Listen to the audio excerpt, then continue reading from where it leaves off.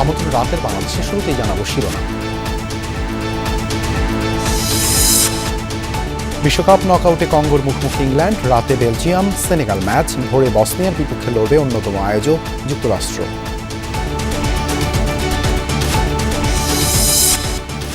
ফ্যাসিবাদের অবশিষ্ট রুখতে জুলাই চেতনা বাঁচিয়ে রাখার আহ্বান রিজভীর। শেখ হাসিনাকে ফিরিয়ে ফাঁসি কার্যকরের দাবি নাহিদের, জামায়াতের চাওয়া গণভোটের রায় বাস্তবায়ন।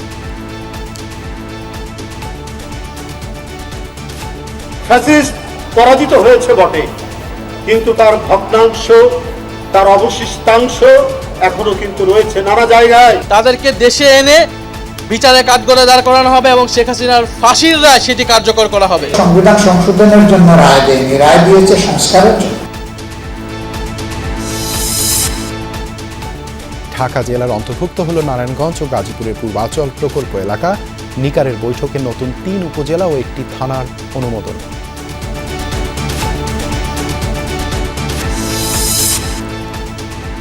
এইচএসসি ও সমমানের পরীক্ষা শুরু কাল। অংশ নিচ্ছে প্রায় 13.25 লাখ শিক্ষার্থী। সামাজিক মাধ্যমে বিভ্রান্তি ছড়ালে শাস্তিমূলক ব্যবস্থা।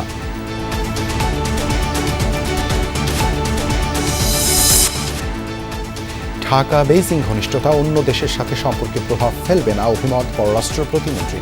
পাচার অর্থ ফেরাতে বদ্ধপরিকর সরকার।